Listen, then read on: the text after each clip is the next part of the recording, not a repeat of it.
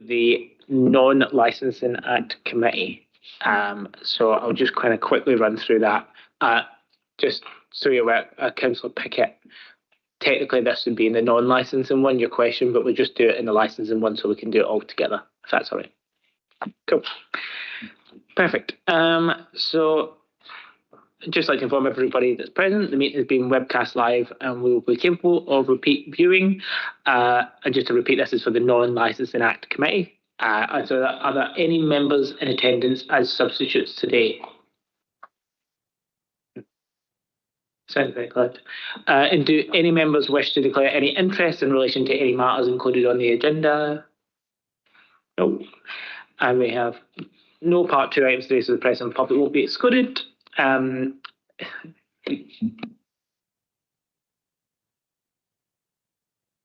questions for the opening?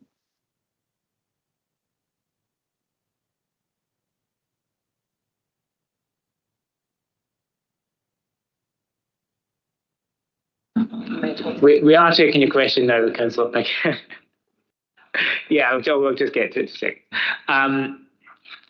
Does the committee agree to approve the minutes of the previous meeting on the 6th of February 2025 as the correct record? Don't think there was anything. I'll wait for Chair's communications. So nothing to call over, no public involvement, and so we'll go to the member involvement. So one question from Councillor Pickett. Thank you. So increasingly, I've received a number of complaints from residents regarding ice cream vendors. It would seem they're flouting licensing laws with regard to where they can trade, particularly on seafront areas and in parks. I'd like to ask why this is happening. It is upsetting residents and putting their lives at risk, particularly children, in relation to driving in prohibited areas where people are not expecting vehicles to drive. They're also doing this at speed. When confronted, they have been abusive and aggressive. What regulations do we as a council have in place to enforce vendors to adhere to licensing rules with regard to where they trade, and what can be done to ensure vendors understand the rules and why they need to keep to them? Thank you very much. And thanks, Councillor Pickett, for sending, actually there are a number of councillors as well, but I think predominantly yourself for sending all these over, and a number of residents have sent them over to me as well. So I'll read the kind of official response first. So under the Brighton and Hove City Council's street trading policy, mobile vendors such as ice cream vans are only permitted to trade in Zone B, that is outside the city centre, which includes Seafront, Madeira Drive and other public parks are strictly off limits for mobile trading. These restrictions are in place to protect public spaces and ensure the safety of residents, visitors and especially children.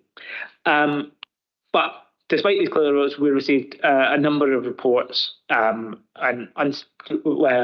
prohibiting trading in prohibited areas, driving at unsafe speeds in pedestrian zones, and in some cases responding with aggression when challenged. And it's not acceptable, and it poses a serious risk. Essentially, rather than read through all this, they don't have a licence. And so it's hard for us to then take that license off because obviously they don't have one and they're not supposed to be doing this. So more so this sits with the seafront team, the community team and the police, especially when it comes to the antisocial behaviour that we're seeing. So we can't... we don't have the power to issue on the spot fines.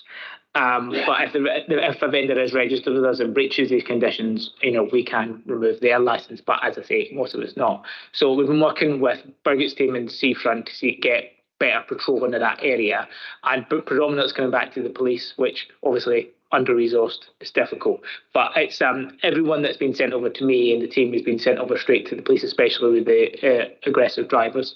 So it's not the best response from a licensing perspective, I know, but it's something that we keep pushing over to those two teams to try and properly deal with, and now the communities team as well. So can I just also, I don't really entirely understand why they're trading, but why they don't have a licence to trade. Sorry. Well, they're doing it illegally. So they're just rocking up and just trading on the seafront. So it's not like they've applied for any sort of license or anything. What they're doing is illegal, but because under-resourced teams across council and police, it's not been able to be properly controlled. Sorry, I'm probably being a bit vague here, but so they have a license to trade, and they get that from us, or they get it from. Yes, Councillor, they get a permit from us to operate their ice cream vans in Zone B. I think, as Councillor McGregor was saying, the issue is those ones that are not licensed. We don't have any control over those. So the ones that are licensed, which are in breach of their permit, we can take enforcement action against those. And the ones that are on the seafront can be issued a penalty notice by the seafront team.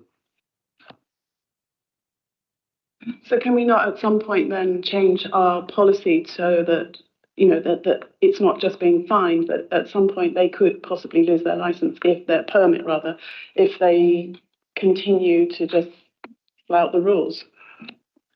Yeah, absolutely. If they're in a breach of their permit and we get complaints and we've got evidence, we can take action against them, and ultimately that permit could be removed as a last priority.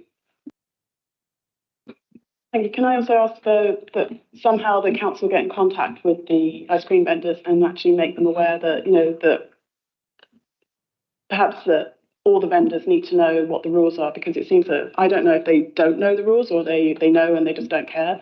But can we do something to make sure, because I actually feel like it is getting worse, and that they just don't care. And they don't care if they get a £100 fine, because obviously they make more money on wherever they're trading. So just to come back on that point, I know that the seafront team has been in contact, especially the ones that you've sent me over, these kind of really problematic ones, and we've sent them over to the police as well. So it's these, it probably is getting worse because we're not jumping on top of it as much as possible, but this is just a thought in my head, but maybe it's worth trying to get an action.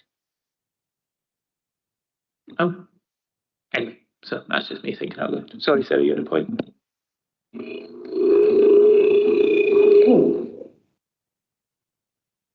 Sorry, not sure what's happening there. Just to say that all the ones that we do have issue a permit for, the ice cream vendors, were all written to at the beginning of the season, just to be reminded of all their conditions on their permit. A lot of the problem is, like has been said, that they're illegal operators coming in from outside the city, and we do have the right to prosecute them for illegal street trading, but I think the top fine for that is level 1 or 2. It's minimal to go through all of that for them to be fined £250. So the sanctions aren't very steep, shall we say. can I just ask, so do we do that as a council, or do we do it through the police? We can prosecute for illegal street trading, and we have done in the past. But like I say, it's a very costly venture for. And sorry, also just to point out that we do speak to the parking team a lot as well when we get these complaints. So it's the police, parking, seafront office, city enforcement. We're all trying to work together to deal with this as a whole. Yeah, just to come back on that, because so one of the problems that a lot of the people on pedestrians on the seafront have had is that they have contacted the seafront office, but you know, I've had residents say that they've been on the beach for several hours and nothing has been done, and the ice cream vendors are there the entire time idling with their engines, which is not very pleasant for anybody in that area. They're not meant to be there anyway. And the seafront office hasn't done anything, and it's been hours and hours and hours. So that doesn't seem to be working either.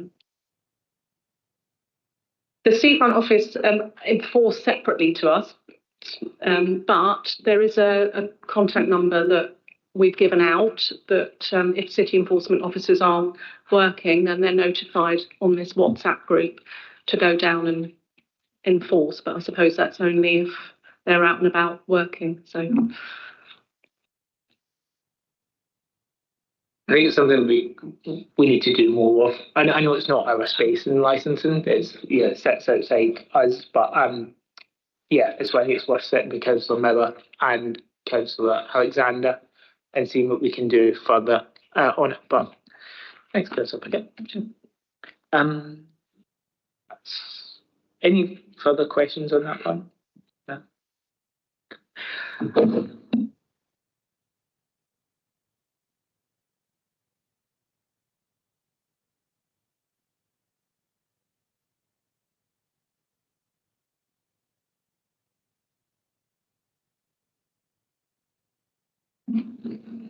I now close the non-licensing act part.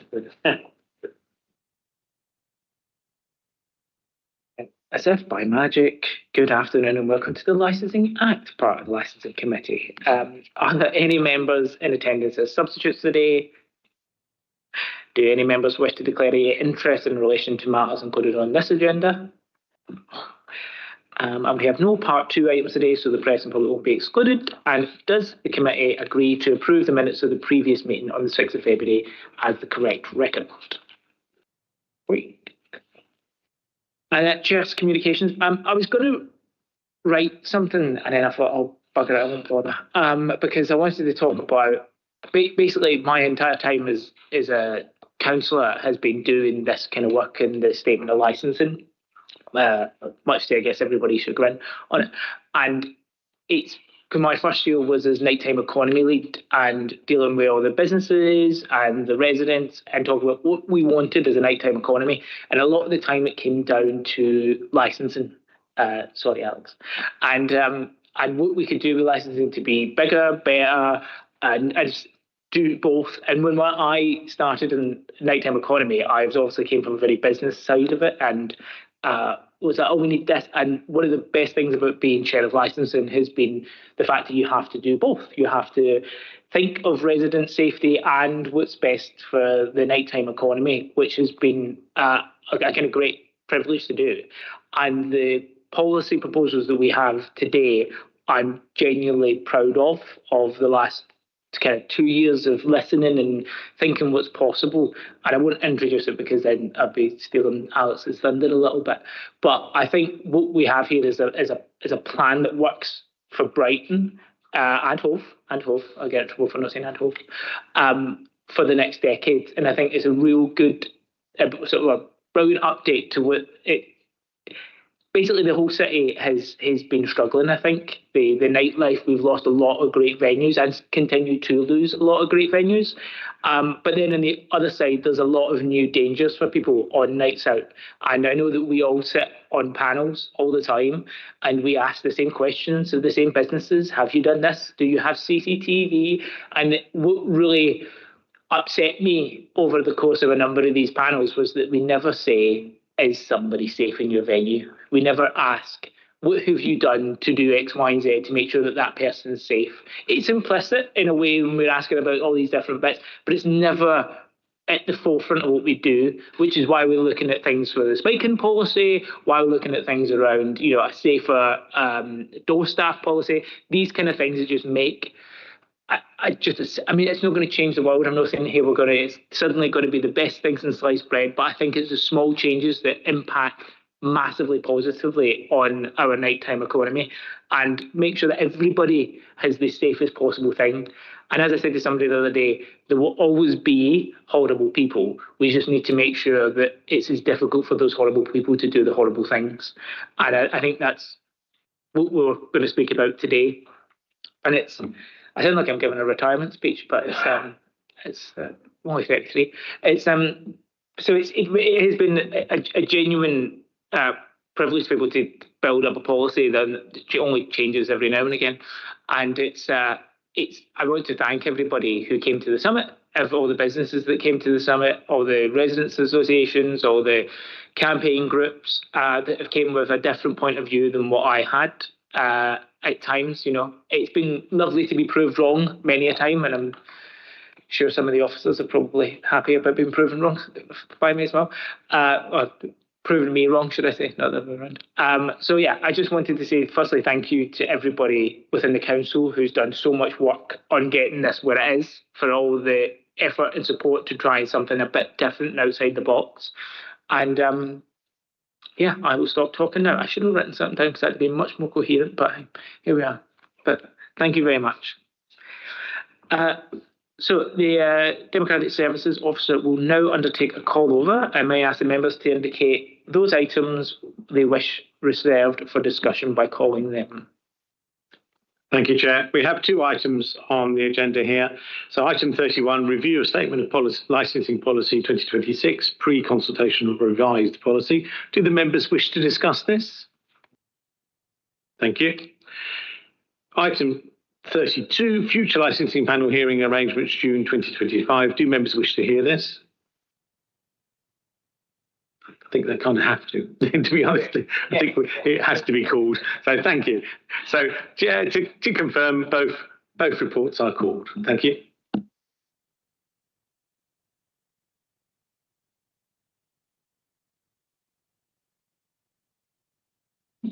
So there's no public involvement for this meeting, and there is no member involvement for this meeting. So I will invite Alex Evans to present the report on the review of Statement of Licensing Policy 2026, pre-consultation of revised policy. Thank you, Chair. Good afternoon, councillors.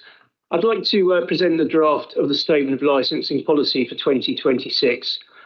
We have a statutory duty to review this policy every 5 years, and the current policy was adopted in early 2021. In January, we held a licensing summit with various stakeholders, including venue representatives, residents, business owners, and Sussex Police. We also conducted a 4-week public consultation through the Your Voice platform. The feedback from both exercises has been invaluable in shaping these proposals, where you can see detailed in Appendices 1 and 2. The draft policy contains several significant proposals that I'd like to highlight. The most significant change is replacing our current cumulative impact zone with a city safety area. This isn't just a name change, it represents a fundamental shift in approach. While the geographical area remains the same, we're moving away from a presumption of refusal to a special policy that considers crime statistics, venue safety policies, and cumulative impact. This gives more flexibility while maintaining our commitment to the licensing objectives. Safety is our central priority. We're introducing comprehensive best practice measures for both the CSA and the SSA. These are expectations, not mandatory requirements, but they include clear policies to prevent and respond to drink spiking, including staff training, a safety first door policy preventing venues from ejecting vulnerable individuals without care, requirement for duty of care policies, particularly regarding intoxicating customers, enhanced CCTV requirements, and vulnerability training covering the LGBTQ+ community and violence against women and girls. We've updated and revised our matrix to better reflect the hospitality landscape. This includes a new category for grassroots music venues, recognising these cultural importances, changes to hours for some types of premises, particularly food and dining venues, a more bespoke approach to different venue types. To incentivise excellence, we're introducing a good operator policy. This creates a presumption in favour of granting variation for operators who demonstrate exceptional management standards. It's about rewarding those who go above and beyond. The policy now addresses current issues, including preparing for Martin's Law implementation, noting it won't come into force for at least 24 months, modern slavery awareness, LGBTQ+ venue protections, and enhanced violence against women and girl provisions. These proposals are evidence-based. Sussex Police crime statistics support the need for special policies in certain areas, which is detailed in Appendix E. Public Health are currently compiling their submissions on health data related to alcohol, which will be added to Appendix F, and extensive stakeholder feedback from our consultation exercises. I should note that we're proposing to retain the current special stress area as it is alongside the new CSA. The special stress area will continue with a set of best practice measures. Subject to committee approval today, we'll launch a comprehensive statutory consultation. This will include all statutory consultees required under Section 5(3) of the Act, public consultation via Your Voice, direct engagement with Residents Association, the BID, BCRP and other stakeholders. The consultation responses will be analysed and a final policy will return to this committee in November for approval before going to full council in December. Members, this draft represents a balanced approach, maintaining strong protections where needed while supporting our vibrant nighttime economy. It positions Brighton and Hove as a forward-thinking licensing authority that prioritised safety whilst recognising the economic and cultural importance of our licensed premises. The shift from CIZ to CSA, combined with our enhanced safety measures and good operator policy, creates a framework that's both robust and flexible. It allows us to tackle the challenges the licensing authority face while supporting responsible operators who contribute positively to our city. Happy to answer any questions if anyone's got any. Thank you.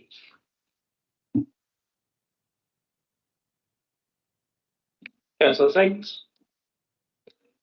Thanks very much, Chair. Are we doing sort of questions and comments all together, or sort of questions and comments? How do you prefer to run this? If you feel free. Shall I just go for it? I've got a few things. Let's take the reins off. First of all, I'd like to thank yourself and officers for all the work that's gone into developing this and the passion which you evidently show for licensing and its importance in our city. I've read through the papers, and I do have a number of questions and some concerns.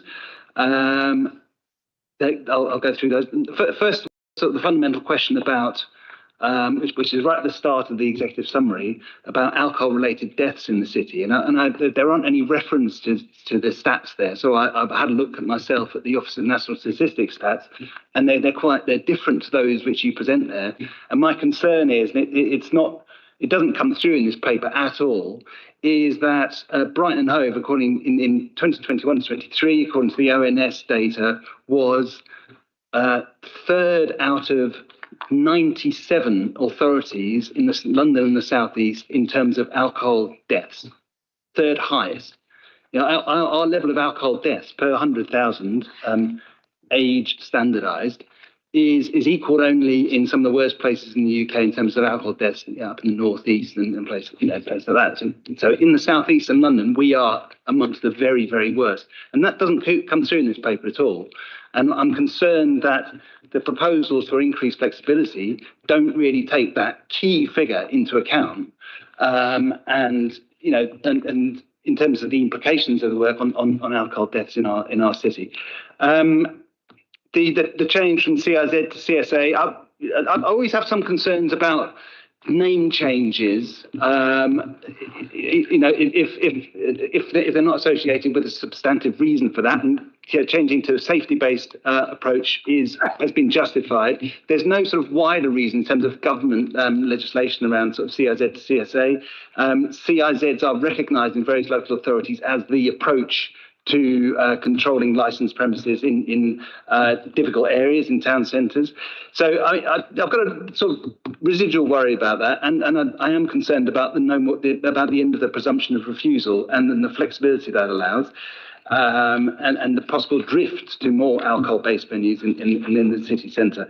And further to that, in the implications sections of the paper, there's very little at this point about the impacts on safety and the other elements of the paper there, and it's more about the process of sort of how those implications are going to be calculated. We don't have anything from public health at the moment. So, I mean, I'd really appreciate your thoughts on how you think this flexibility, this increase in flexibility, no more presumption of refusal, is going to have on the licensing objectives in the city centre. And finally, this feels like it's going to put more pressure both on our own council officers and partners, which have a very important role, third sector partners in various elements of the nighttime economy.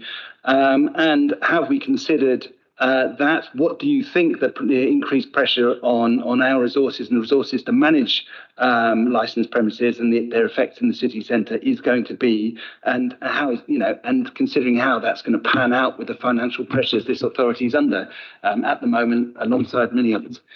I'll leave it there for the moment. Thank you. Thanks, Councillor. Do chase me if I miss any of your points. I'll try to write them down. In terms of the data that we use, so we use the data that comes from the Sussex Police. So all the kind of health data and crime data would all come from there. So we've used that to answer your question. In terms of a lot of the yeah, okay. In terms of the alcohol deaths, I think we have a serious problem in terms of people that are addicted to alcohol or alcohol addictions. I think a lot of those aren't the kind of thing that's happening in licensed venues. A lot of it's happening with people who are experiencing homelessness, people who are living in temporary accommodation, other addictive issues that we are trying to deal with in other areas. So that's why I've tried to kept no new off sales on the matrix, and we're looking into how we put forward, how we make it more difficult for some of these venues to appeal, because right now it's extremely cheap to put an appeal process in. If we get a review, they chuck in 40 quid. That then takes a year to get to the magistrates. That's not a system that's working correctly. And so we're looking at, when it comes to devolution, what that means for us, if we could have different rules around that so we can make it a bit more tougher. That's obviously sits outside of the policy because we don't have those things there. But we've been speaking to government, speaking to leadership of the council about how we would do that, because I think that's a way for us to start cracking down on some of the dodgy corner shops that are basically selling to anybody and everybody. And so right now, what I see, and this is, you can feel free to disagree with me, is that a lot of the problems happen in street drinking. And there's a lot of good practice, not every place, but a lot of good practice in venues. So if we can get more people that go into venues, we can then up the standards, because a lot of people that are already doing the stuff that we're putting on here in the safety. Hope and Ruin, for example, is one of the first venues that I spoke to when I was nighttime economy lead, and they're doing some of this stuff already. And I was like, if we can just get everybody to that level, people are in a safer environment. But I take your point that, well, my version of it would be that street drinking is where a lot of that danger lies. And we've got a lot of work to do to make that safer, which is where some of those have come in. In terms of increased pressure, a lot of these changes have been, all of the changes have been done in line with the police. And it was their point about the night marshals that can come in and take people, put them in taxis, if need be, for an ambulance for them, if they're in a serious condition. So it was that conversation that went, actually, we can allow things to be open a bit later, like restaurants and things, so that because that night marshal service is there. And also we have the safe space in St. Peter's, I believe, as well, there people can go. But again, that's them having to kind of go and collect. That's a bit harder. So we need to. I would like to do more to get that open a bit later. So I don't think there's going to be a massive increase in terms of pressure. Additionally, because I want it to be a much more diverse group of venues that we see. This is why restaurants to that kind of time. Because right now, in the city centre, because of some of these licences that have been there for a long time, it's really only pubs and clubs that are opened after a certain time. So you can't go out and have a meal with your family that goes out till 11, 12, 1 o'clock in the morning. So my idea and my thought process and the data that we put forward is that we're trying to diversify what that nighttime economy even looks like, so that it's not just pubs and clubs and people getting drunk. It's people going out, people not even drinking, cafe culture. I know I've been told by many people, it's never going to happen. We're never going to have a cafe culture in Brighton, but we've got to aim for it. And if we can get that more and just change up the way some of the nighttime economy looks like, I think, no sense going to police itself completely, but it'll just be easier for the police to control it, because there'll be a different mixture of people who are out in the nighttime economy. Did I miss any part of your question?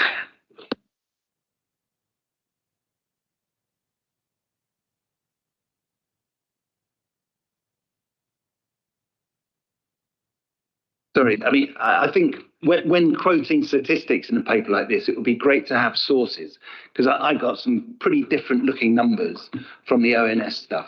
And, the actual number itself, you've got 40%, 40.7 per 100,000, 47.3 per 100,000. I mean, the figures for the same description of data point from the ONS, they're half those figures. So, it'd be good to understand where the data comes from so we can compare.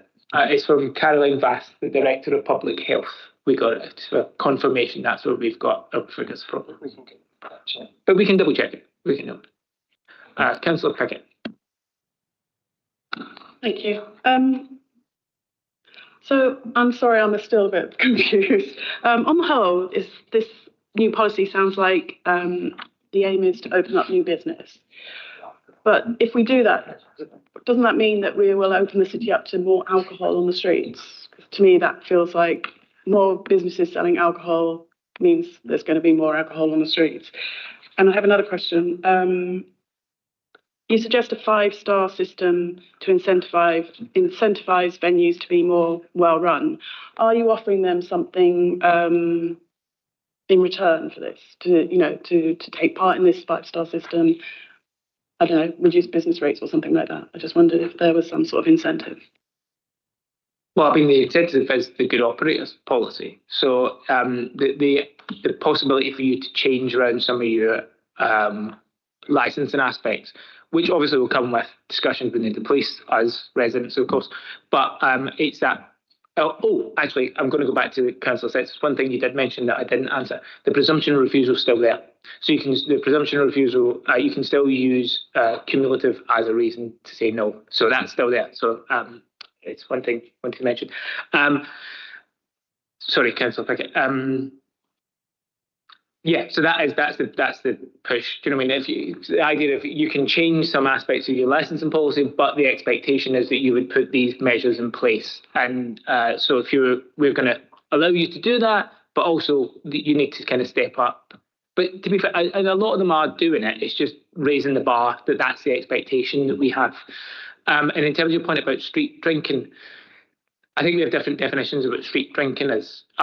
Somebody, out for a cocktail on drinking in a pub on the side is one thing. Somebody who's been drinking excessively throughout the day, who might be dealing with a number of other issues in their life, that's a whole other thing. And I think that's where a lot of the serious dangers come from. We've had some reports as well of people who are experiencing homelessness, fighting with people who are in the line to go into clubs and pubs, and so there's a real issue that we need to sort. Again, it sits somewhat outside of licensing, of supporting people who are experiencing homelessness and addiction in a much better way to sort of break that cycle, because I think there's a lot of people that are in our city who are struggling massively, and I think that's where a lot of these serious issues are coming from, because I think people are predominantly safe in venues, and if we can make sure that they are in venues, then that's where we can make sure that we have all these measures in place to keep them safe. And I've not mentioned it, but I've mentioned it in other places, is the number of people that have been sexually assaulted in this city over the course of the last year, maybe in chair licensing, I find abhorrent and disgusting. And I felt that we had to do something to make that as difficult as possible for people. And that's where this door staff policy of not just letting people walk the streets drunk if they're too drunk for a venue. We've seen it where vulnerable people have have fallen asleep on the seafront and been sexually assaulted. And so I'm not saying it's never going to happen again, but I want to make it as difficult as possible for that to happen in our city. So that's why I'm raising the standards. Councillor Hewitt. Oh, thanks, Chair. Well, first of all, thanks to the officers and everyone who has put this together. And I really, at this first stage, very comprehensive, and it's good to see that there's quite a safety first approach. That's clearly evident throughout the proposed new policy, and obviously that would go hand in hand with supporting the 4 licensing objectives. Always felt with the previous or the current policy that there was always a bit of a sort of first come, first served sort of attitude to it in terms of existing businesses would have had a sort of foothold in there, which made it, very difficult for any sort of potential new applicants to open up. So I feel this is, having it based on venues and supporting the objectives and keeping up with those standards is the right route to be going down. Just have one question at this stage is how long will the public consultation be running for as part of this, and how will it be promoted? It'll be 10 weeks, and I'll pass you to Alex to talk about promotion. Thank you, Chair. Yeah, it'll go out on the Council Your Voice portal for 10 weeks. We'll obviously do some direct engagement as well with the responsible authorities and statutory consultees as required under the Act. But we do direct residence with residents association groups, the BID, BCRP and other stakeholders that are identified. Just for yourself, John, I've also spoke with a couple of Music Venues Alliance. I'm going to do something in September with them as chair to go through and ask for them personally to consult and ask questions. And we're also in talks with a few LGBTQ plus venues about doing a specific LGBTQ plus venue discussion about how we can get that even further. Because I think that there's some, and this is policy across the whole board, that maybe has some gaps when it comes to queer people like myself. We could do further. So optimistic to see what can come back. But this goes out to anybody that if anybody has any issues or wants to have a specific venue or event, I'm happy to traipse around the city for 10 weeks as much as possible so that people are behind the changes. And no, thanks for that. And just a follow up. So with the engagements you're planning with residents associations, are you just envisaging that to be those associations which are in the city centre and be all special stress areas, or would you be sort of looking to do that citywide as well? Yeah, we'd be looking to go citywide. Councillor Thompson. Thank you, Chair. Thank you for all the information so far, and I have to say I'm feeling quite positive about it. Obviously, a slight air of caution because this is my ward.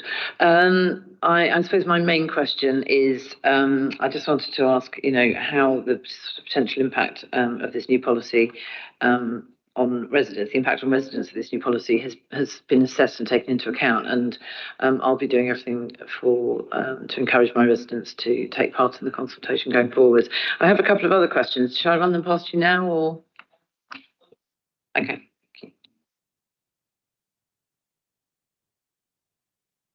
In terms of residents, one thing that's been sort of bypassed a little bit, and I want to make very, very clear, is that any change, the panel will still be, if somebody objects, it will still go to a panel. Any even good operator that comes through and wants to make an amendment to their licence, it will still go through the exact same process.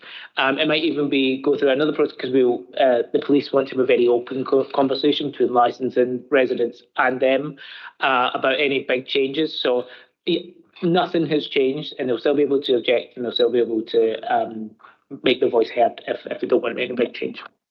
Great, thank you. That's reassuring.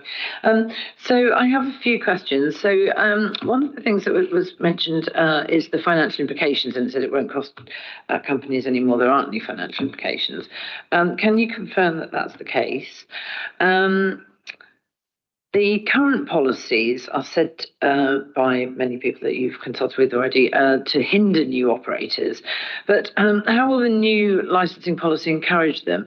Because it seems to me that actually what you're doing, if you've got a good operator policy, that's almost encouraging the people who are already, established. So if you're a new operator, you won't have a track record, as it were. So those seem slightly contradictory to me. I wanted to ask about volunteer marshals. Sorry to correct you, Chair, but it's St Paul's Church on West Street, St Peter's. They do excellent work. But I did wonder whether there was some way in which we could sort of help expand the volunteer marshal numbers, anything like that. Could we make becoming a member of the BCRP mandatory? I think that might have been mentioned. I wanted to ask specifically also about better transport, because one of the things that I was reading, I wondered what, if we've been in consultation with transport officers, because one of the things is about, dispersing people, getting them home safely. I also wanted to just check that off sales are still going to be banned where they are. And then the thing, just my final point about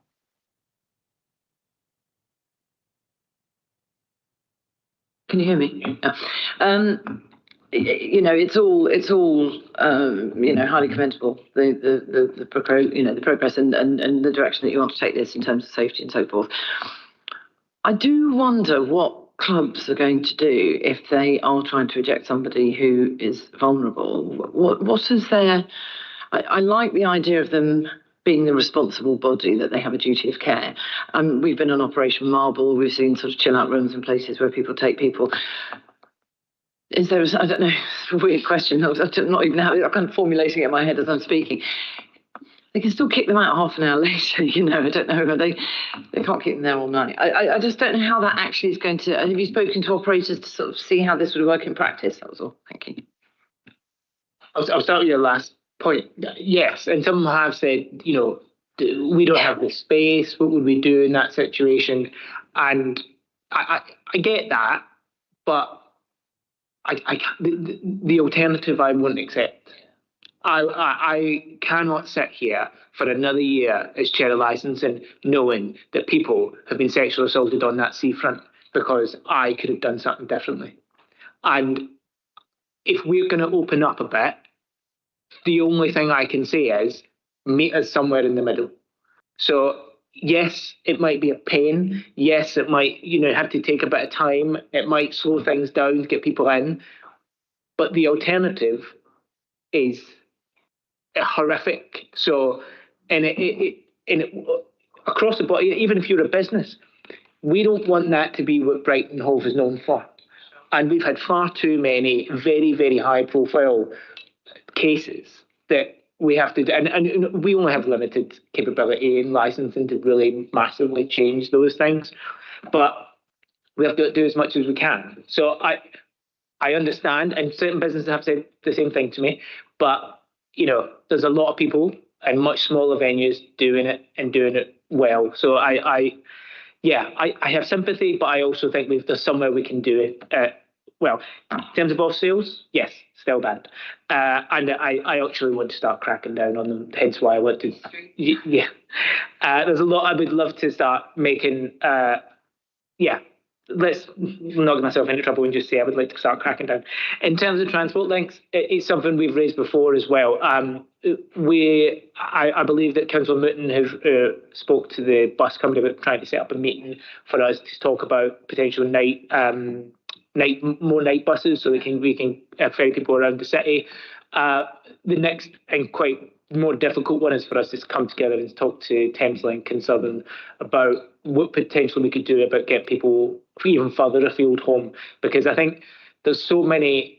We don't have the latest nightlife in the world, but it's very difficult now to get back to anywhere outside of Brighton, especially by train. So it's one thing that popped up in the summit as well, was that travel's not there yet, and we need it to be there. And I think it was a big open opportunity for Brighton to be even buzzier than it is, and I'm sure some residents will go, absolutely not. But getting people back home safely is really important. In terms of the marshals, so I was going to talk about cost, which I'm sure Councillor Taylor will be ringing my phone very quickly. But I've looked into, is there something that we could do about a partnership there with, certain venues or even some breweries or something that we could try and pay for those marshals just to, I think it'd be a very good sense of trust for the city. But I've asked them to come back, especially the St Paul's, to come back on how much it would cost to keep that open, and then we can start having that dialogue wider. In terms of hindering new venues, we're giving favouritism to venues that are there. I'll agree, and I'm quite proud of that as well. I think we should we should give as much as we can to the people and businesses that have supported Brighton. But we've also opened some of the matrix up a little bit. So there is new licenses that can be granted from people that don't have any say within the city right now. That is a little bit better, like your restaurants, I think pubs to midnight. There's just softening a little bit.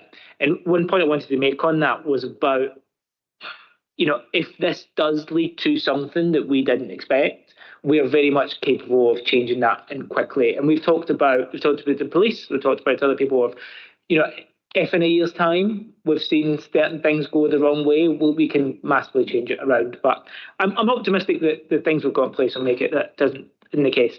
And then financial implications,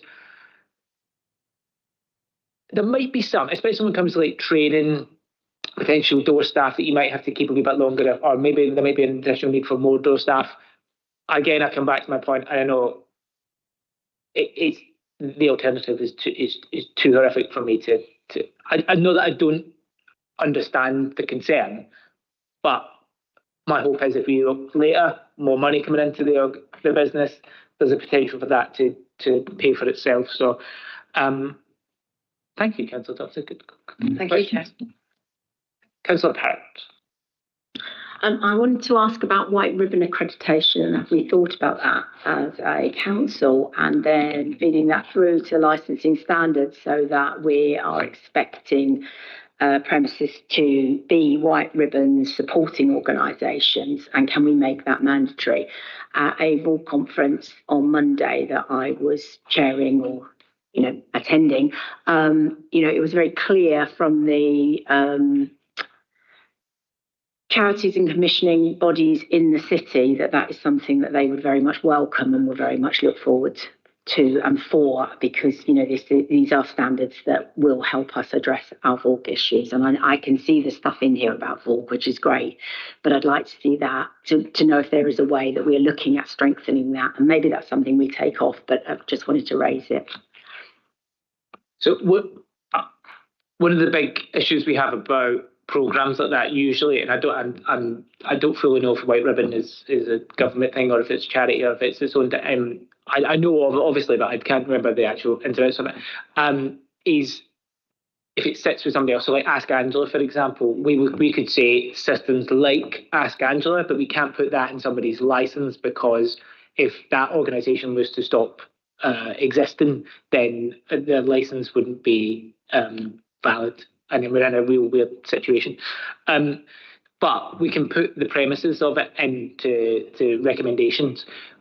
Further than that, though, I've always felt like there is basically a line of as far as licensing can get, and I've been pushing right towards the edge of it.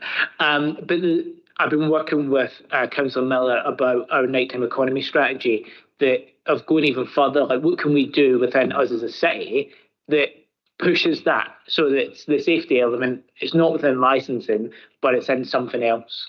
And I definitely think we can look towards putting that in there. I'm trying not to say too much, because Burger might be phoning me, but I can't say that yet.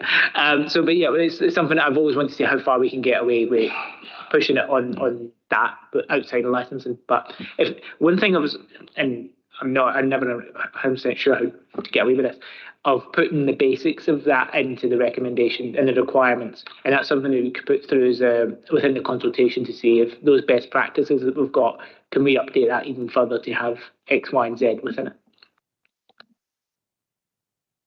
Councillor Nan. Thanks, Chair, and thanks to the officers for producing this as well. I'm really supportive of this approach, simply because I don't think becoming more paternalistic and more constrictive will actually solve the problems that we're facing. And I'm really impressed by the emphasis on harm minimisation in this approach to dealing with licensing. I don't have any criticisms of it. Obviously, nothing's ever going to be perfect, but like I say, I think the emphasis on harm minimisation will make a huge difference. And I'm really glad that you've mentioned that you're prepared for unintended consequences as well. I think that's a really healthy attitude, and that, if things start going wrong, then we can revert or change. So that's great. If I had one thing I would say about it, I perhaps would note that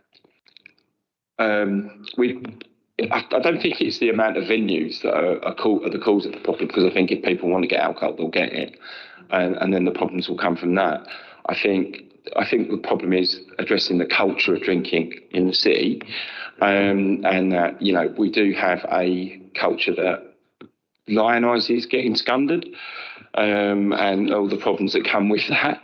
You know, any opportunity to absolutely get caned, a large proportion of people are taking it. And I wonder if perhaps there was an opportunity here to address that through education or you know, other initiatives, which I don't have in mind because I've literally improvising at the moment. But I guess maybe perhaps that might be a public health issue or an education issue. But yeah, really broadly supportive and really supportive of the harm minimisation approach, and thanks for this. Thank you very much. And I think there is more that we can do about the education part.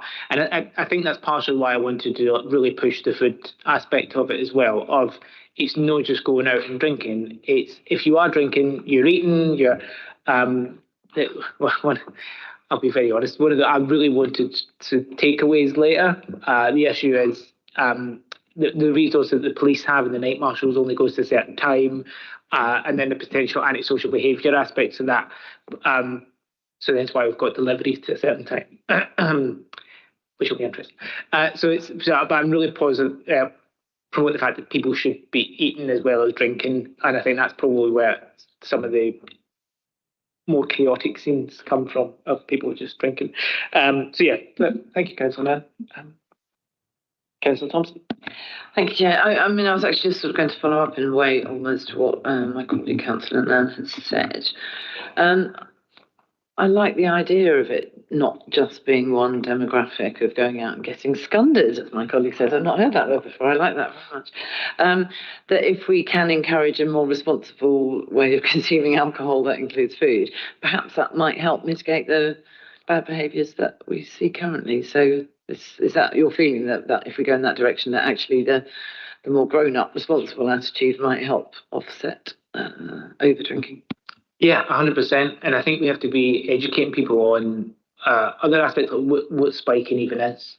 Do you know, because a lot of people just think it's a pill in a glass, but you know, somebody going, for example, and getting, buying you a double when you didn't ask for it, or things like that. People intentionally trying to get you drunk, things like that. That's considered spiking, and I think we need to educate people and being able to call that out, so it's not your traditional other things. But so I think just a different atmosphere in the city, I think, will make things a wee bit better. And restaurants being open, being able to grab stuff on the way back after a couple of drinks, and just make for that. I'm hoping, and again, planning for the future, that it would just kind of calm things down a little bit, make it a bit more easy to police for the police. Yeah, thanks, Chair. I was just going to follow up actually because, for example, Imperial Arcade has now got some food outlets. I don't know what their opening hours are, but there's nothing on Western Road at that, in the evening. So I mean, if we can encourage that, I think that'd be great. Councillor Cattell, I think. Thanks, Chair. Again, I'll just echo what everyone else has said about the amount of work. Thanks, Alex and the team, because, David and I both know how much work you've put into this. It's brilliant. And I'm really welcome it because, as I think we said when we first started talking about this, that things have changed so much since the last, and the way that we go out and entertain ourselves and so on has changed so much. So, it was long overdue. And I think what I really, welcome most is this kind of emphasis on safety and keeping people safe. And I think one of the things that once hopefully we get this through, I would like to start working with other departments to see if we can get some blooming lights put up, because, that's one of my things, isn't it, getting lights, especially better lighting, particularly on the beach and on certain parts of the city, and I always want to have lights in trees sponsored by various local businesses, but, that hasn't taken off yet, but I'm determined that by the end of this term, this term of office, I will have those lights up, which would be great, because it is that safety thing. I think, what Sam said about the white ribbon awareness as well. And I think what we need to do maybe is, and I know we will do this, is have a review after however long, 6 months, year after, and see what the crime stats are and see what sort of things, and also maybe, bless you, maybe we'll have another gathering of the providers, just to see how they think that it's gone, like the one we had back in January. Is that something that we can put on the agenda? I don't mean literally on the agenda, but you know what I mean. I would love for that summit to be a regular thing, even outside of license and review times. It would be good for us just to have that connection with the city much more. And I think your point about lighting is something that goes around my head constantly. And I wonder, I'm always worried about what you say to the chair sometimes, but I would love it underneath the pier. That's where a lot of these attacks have happened, has been underneath the pier. And if we had light in there, would that have prevented some of that? Would somebody have seen somebody there? But yeah, I think it would also look very nice as well. But it's Councillor Sykes. Thanks, Chair. I think my point's been made, but I'll just reiterate it. I mean, it's been raised by a few people, including yourself, that the scale of this change sort of warrants a proper review after a period, and echoing Councillor Cattell, it'd be good to just formalise that, put it in the agenda, and as you suggest, include the various consultees in that, because if after a year things have gone the wrong direction, then I think we need to know. Thanks. Okay, that's what the formal way of putting that is, but in premise, yes. Councillor Davis. Ollie, a question, and Ginger as well. Thanks for your work, Chair, and I genuinely appreciate your dilemma on this. We've got one of the best holiday resorts in the country, but obviously there's a moral responsibility behind a lot of this. It's great to hear that you've spoken to the bus company. And I just want to talk about grassroots music venues in particular. That I was in a band for 15 years. I've played in all the venues around the city. And if I look back over the years at how many of those venues have now disappeared, and I appreciate that's mostly a planning issue where people move in next door to pubs and wonder why there's loads of music on a Saturday night. And I do worry that good relationships that have been built up between these music venues and their neighbours, if I was running a music venue now and I was offered more, later hours and stuff like that, I'd be jumping at it. There's a cost of living crisis. I want to try and keep my so that does worry me. I do worry that this could increase the stress on the NHS at a time that it really doesn't need it, and the police force as well. In the consultation, it mentions repeatedly about people's worries about security, and you've addressed this yourself, and they are genuinely things to worry about. We were talking, somebody mentioned about, off sales and how we're doing with off sales. I think I've got a 17-year-old son, and I've seen what they're like down on the beach. This summer in particular appears to have been absolute carnage on the beach. I really feel for marshals, and this is in the late afternoon and evening. And I just feel overall, it's like we're encouraging it. And without going down the deep sociological rabbit hole about why the UK are completely different to the Italians and the French and the Rivieras and the islands, we have a culture in this country where we need a little bit of restraint as well. And it does worry me that particularly the WHO last year released information that we've got the worst underage drinking rates out of 44 countries in Northern Europe.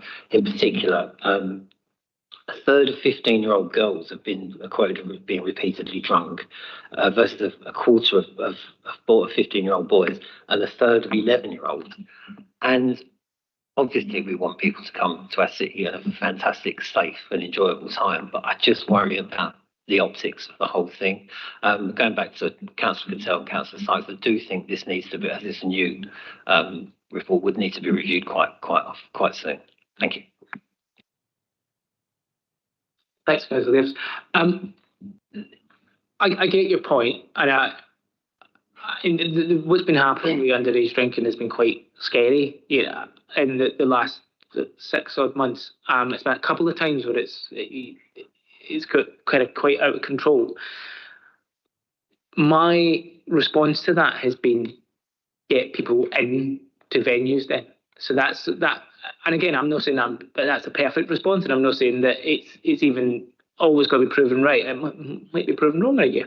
But if I can make it no shock, I come from Glasgow, so we have the 10 till 10 rule, where you can only buy it between 10 and 10 o'clock at 10 o'clock in the morning, 10 o'clock at night. Obviously, we can't do that given the way the Licensing Act works, but it did make it quite difficult for me to underage drink. I will say no further on that topic, and for fear of anything. But it made it very difficult because you would have to, by a certain time, you'd have to have like planned what you were going to do and things like that. And so my aim, and I'm sure a lot of people that sell alcohol are not going to really like it, is basically to make it as difficult as possible for you to get off sales and to be drinking on the street and drinking on the beach. And I know we have a culture of having a couple of tins in the seafront and things, but there's differences, as you well put, between having a couple of drinks with your mates on the beach and then going home and some of the chaotic scenes we've seen of people underage drinking. And I think we have to be better as a city at calling out the businesses that are selling to people that are underage. And I know they've got a million and one ways to try and get it. And that's why we've tried to be quite strict on some of these the delivery services as well, because it's a bit of 2 points. One, if you've got an alcohol problem, it's incredibly easy for you to get alcohol delivered to your front door, that nobody's really doing any sort of health check on you. And two, if somebody else is getting it for somebody that's underage, it's very difficult to tell. So we've been trying to be quite strict on how alcohol delivery service is done. But I would disagree with the fact that we're saying we're promoting it. I'd say what we're doing is we're promoting the businesses that make Brighton brilliant. It's very difficult to say. And then we're also promoting a different, diverse culture of businesses, things, and hopefully by this time next year, we do see restaurants that are just open a wee bit later, and we do see people drinking, eating. And I've been called naive sometimes, maybe I am, but I genuinely think there's a real culture that could happen there if given that flexibility. So we'll see in a year's time. But yeah, I agree, we need to do a review. Thumbs up again. Thanks. Just to go back to off licenses. As I understand it on page 57, it says the policy. So what I want to know is, does this mean the council is going to start restricting the number of off licenses that open up throughout the city? And is it possible that we could do this with a kind of, a number restricted within a set area? Because I know that in the past, when we've been on panels, one case came up recently where we had 3 shops with off licenses in one area. And we did agree it because we thought it would probably get appealed anyway because they fulfilled all the other criteria. So I'm wondering if we can change the policy so that it states that we cannot have more than a certain amount of off licenses within a set area. I mean, that's a conversation with, I think we should have the licensing team as well, just to see. I don't see why not, but there probably will be. Rebecca will probably tell me there's some legal response. But you'll know just as well as a good lawyer, it's difficult to. They'll be they can argue it very well, and sometimes it's very difficult to try and get around it for worry of appeal and things like that. And we just, I think, need to make the policy as strict as possible when it comes to off licenses to give us and panels and everybody on this committee as much support and being able to say, no, actually this does not sit with our policy and therefore no go. Because there's people that sell, the Sainsbury's in St James Street does not sell alcohol. It seems to be doing fairly well. I would argue back in some of these supermarkets to say that they have to sell alcohol, but also they do. They're a bit more protected as well, so it's I wanted to say I did mean to include supermarkets in that, because otherwise it's meaningless. Can I ask another question? Yeah, I just wanted to put the other one I wanted to say just about off license as well is there is the option on the other areas in the matrix for ones in sort of like residential areas, and the reason I did that is because we are very unequipped of grocery shops, for the lack of a better word, especially in Whitehawk. Near the Bird Block, all we have is one little shop. And so I didn't want to do areas that need access to food and whatever out of that. So that's why we kept it in the sort of outskirts. But that's why it's a complete no in the middle, because but on the outskirts it's that access to shop. It's bloody expensive though.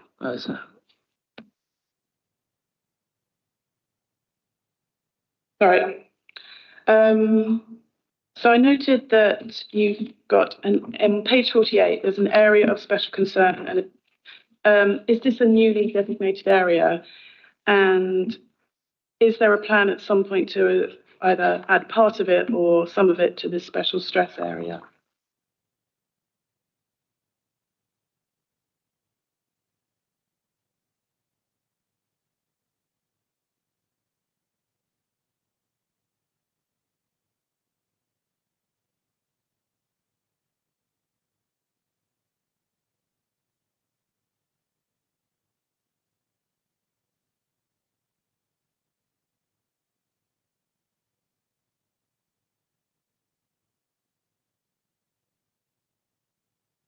So it's the special stress area and then the city safety area.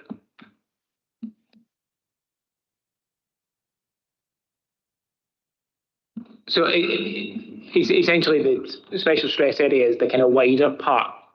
So there's like three bits. There'll be the old CIZ, which now CSA, special stress area, and then everything outwards of that.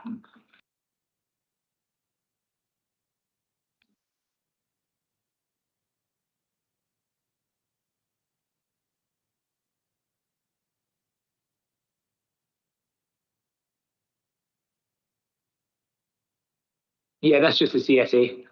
So yeah, it's just special area of special concern. It's basically just that graphical area of geographical area, sorry, of the CSA. Thank you.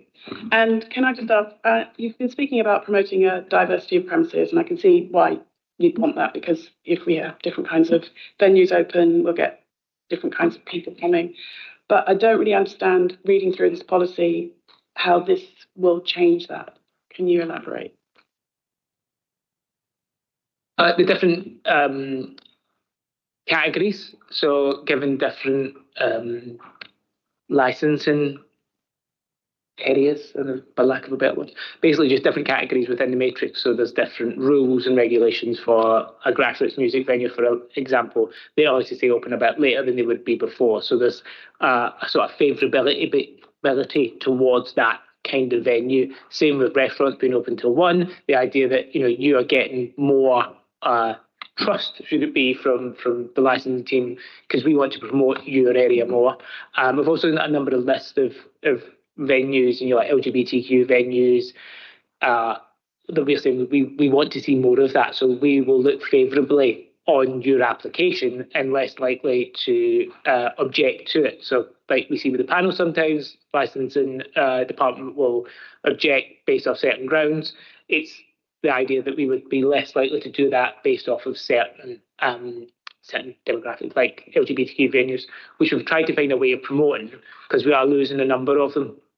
But it's proven to be a bit more difficult to try and define what an LGBTQ venue is. Is it something that's ran by someone who's LGBTQ, or is it someone that predominantly goes there? I found it's something I thought would be very easy before I started as a councillor, something that proved very difficult very quickly. There was one other point I wanted to raise that I had in my head and I've lost it, but I'll come back to it. So I've got one more question. So this is to do with door-to-door deliveries. I know that we've spoken about this before, and the difficulty of policing it, because it's all on the onus is on the delivery driver. I'm just wondering, are we unable to just ban it altogether? That they just can't do deliveries of alcohol with food and things like that. Or is that just legally impossible? I've been confirmed it's a no, I'm afraid. Councillor Parrott. Just to follow up from that, is there any way then we can have a programme of like shoppers, mystery shoppers, particularly for delivery drivers? Because like my son, who's 21, still has my credit card on his Deliveroo. I have no idea why. Maybe I need to address that. But it does mean that, he could have at any point ordered, when he's telling me he's ordering a pizza, he could easily have ordered alcohol using my credit card, which makes him, makes me technically the buyer of it. But, the delivery driver could be checking. He definitely looked 17 when he was 17, for example.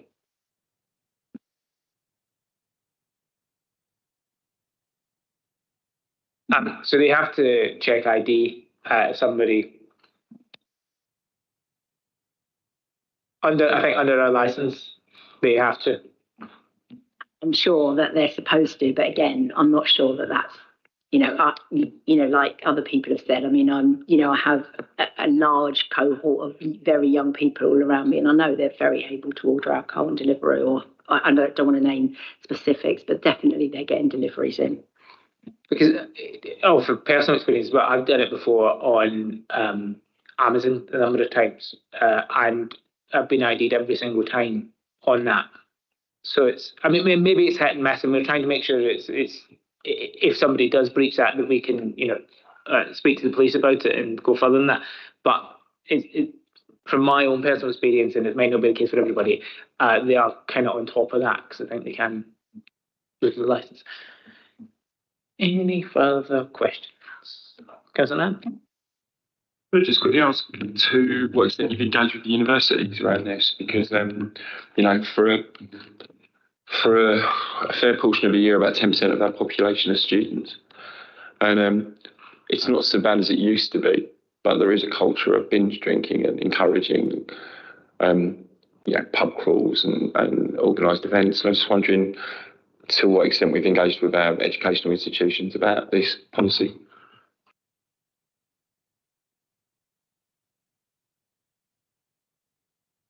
They came to the summit, so we did that in the pre-consultation part. But fun enough, just on Monday, I was speaking to Lenny at the University of Sussex about us when we come to consultation properly going up and promoting their consultation moving forward. The interesting part with I keep hearing conflicting stories about the university students. So they don't drink, they do drink, they're drinking again, they're not drinking. And so it'd be really, really interesting to get even more data in the consultation process about that level of alcohol consumption and what is happening. Because I think what's happening a lot with university students is they are drinking in houses, which again sits outside of us being able to properly figure out what's actually happening and make sure they're safe. But yeah, there'll be a key part of the consultation process. Councillor Shears.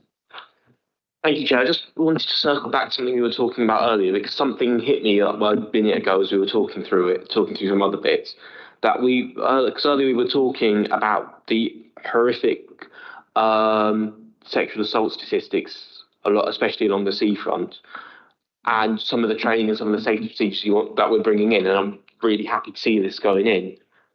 But I just wanted to quickly ask, because when we talk about these, we very much focus on the vast majority of victims who are women, but as a city with such a large and prevalent LGBT community, and we are bringing in specific LGBT parts of this, are we making sure that when we are going out with training and we're asking questions of these venues, that we are making sure that men who are victims of this as well have access to this as well?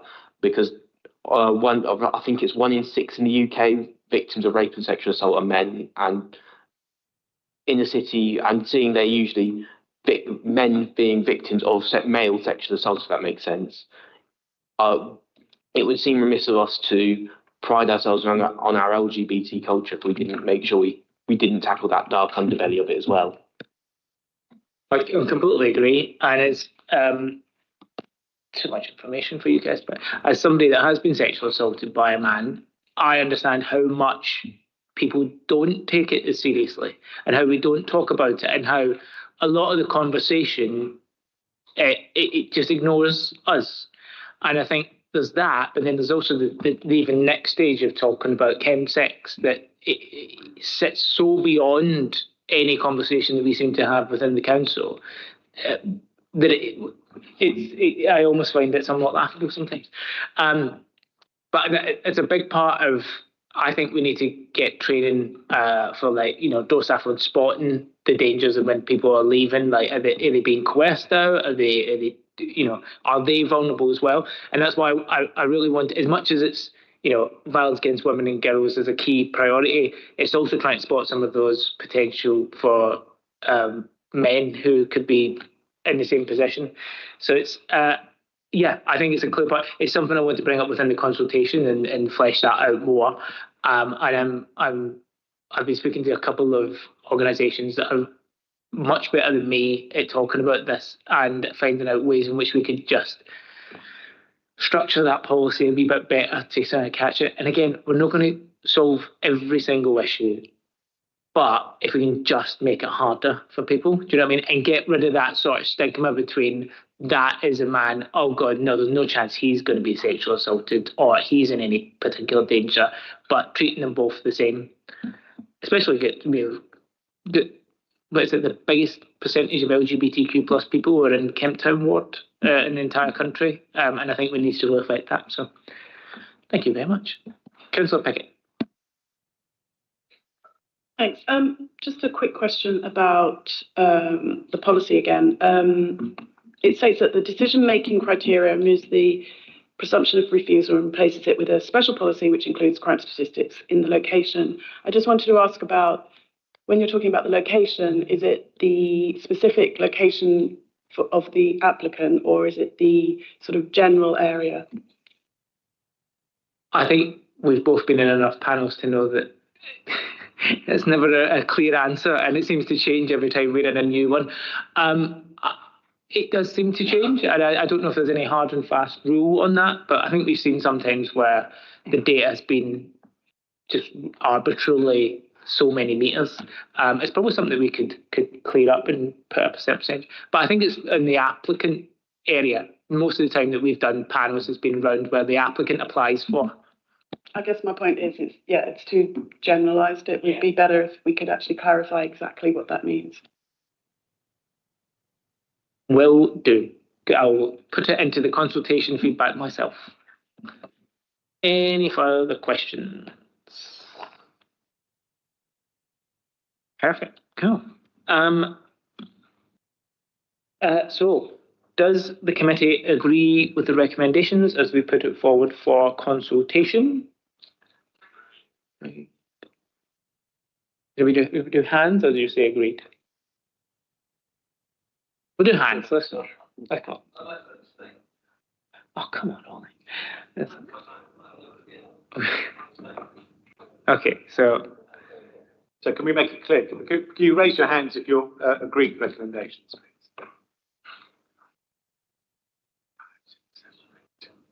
Thank you. And disagree? Yeah.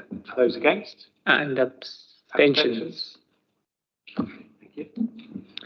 Thank you. Perfect. Cool. Well, that means the recommendations are carried and agreed. Cool. Perfect. We now head to consultation.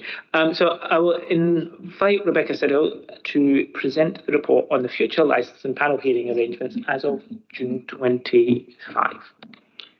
Yes, I'll be very quick. This is an annual report, and it's just to confirm the constitutional arrangements for the setting up of this committee and the panels, and also to recommend that the licensing panels continue to meet virtually until June 2026, when another report could be brought to the committee. And this doesn't mean that you can't hold a panel in person if the individual circumstances of an application may warrant it, and we have done that in various cases.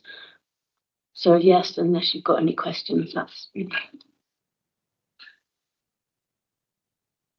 No questions, then does the committee agree the recommendations? Perfect.